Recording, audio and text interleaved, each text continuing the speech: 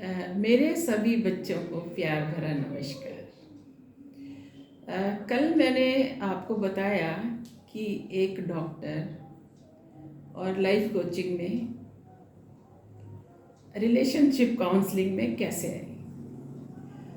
तो आज मैं आपको अपनी जो प्रेगनेंसी की जर्नी है उसमें ले चलूँगी और हो सकता है वो आप लोगों के लिए कुछ प्रेरणादायक हो जाए, कुछ आपको उसमें मिल जाए कि अगर हमारे सामने प्रेगनेंसी रिलेटेड कोई प्रॉब्लम आती है तो आपका हाथ थामने के लिए मैं तैयार।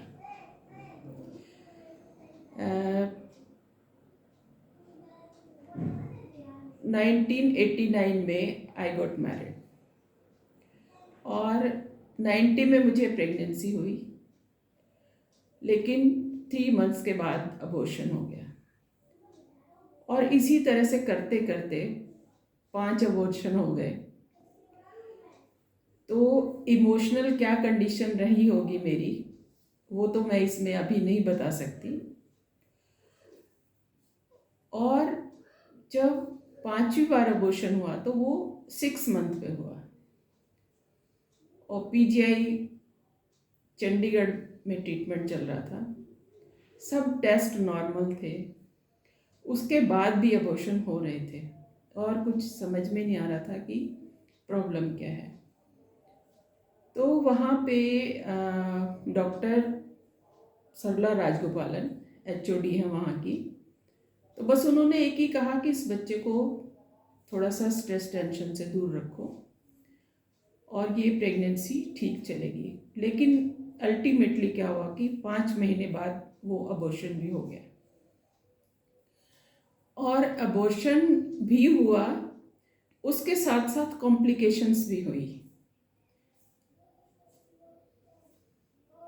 और कॉम्प्लिकेशंस इतनी हुई कि मेरा जो HB था वो 3 ग्राम रह गया। बीइंग ए डॉक्टर इतनी प्रॉब्लम हुई और इमोशनली तो फिर आप जान ही सकते हो कि क्या हुआ होगा। इसी तरह से फिर जब नेक्स्ट प्रेगनेंसी हुई तो 93 में मेरा बेटा हुआ। Through out 9 month I was on bed rest. अब बेड रेस्ट का मतलब ये है कि आप अपने आप को हैंडीकैप्ड महसूस करते हो।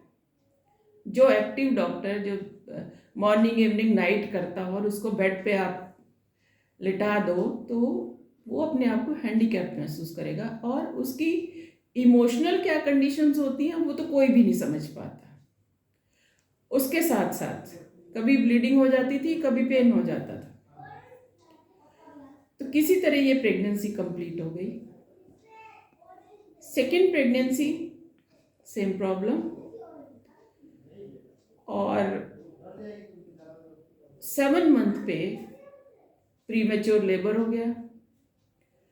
उस समय स्टिचिंग करनी पड़ी, सबका सब कुछ सुनना पड़ता था उस समय। तो मुझे लगा कि मुझे इस इमोशंस को कैसे हैंडल करना है, इस फील्ड में तो जाना है, लेकिन कब जाना है कैसे जाना है वो मुझे तरीका नहीं पता था। और जैसा कि मैंने कल भी अपने वीडियो में बताया कि सरकार ने 58 पे जब रिटायर किया तो I am very very thankful to Haryana सरकार कि जिनकी वजह से मैंने ये डिसीज़न लिया और जो मेरा एक सपना भी था कि मुझे जो प्रेग्नेंट लेडीज़ है उनके इमोशंस को कैसे हैंडल करना है उसके बारे में बहुत अंदर तक जाना है। और अब मैं जब सारी थेरेपी, सारी मेडिटेशंस, सारा कुछ कर चुकी हूँ और मेरे पेशेंट्स भी अब जो टॉकिंग इन द वूम जो मैंने किया एक चलाया है, कि बच्चे से कैसे बात करें,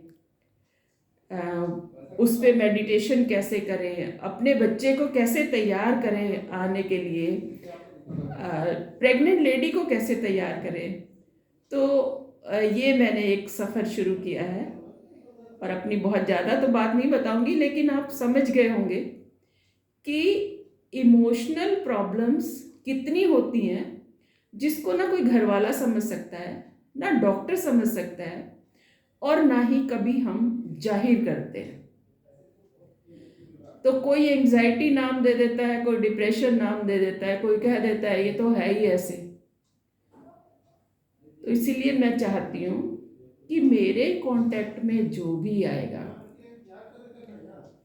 जिसको भी मेरी ज़रूरत है, मैं उनका हाथ पकड़ के पूरे समय तक उनके साथ रहूँगी, और उनका पूरा सपोर्ट मेरे साथ रहेगा।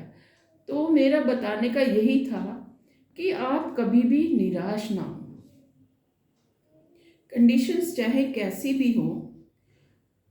तो अब मुझे एक सहारा मिला है, और सहारा देने वाला कौन है? मेरे अंदर का पोटेंशियल जो निकाला है, वो मेरी mentor, guide, angel Shilpa Singh, life coach.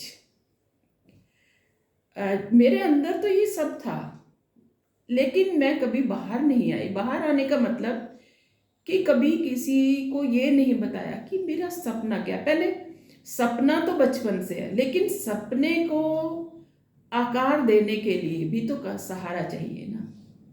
तो वो जो सहारा मिला है मुझे, वो मुझे शिल्पा सिंह से मिला है। और अब मैं full time life coach, your guide, your mentor, और हर तरीके से आपके साथ रहने के लिए तैयार।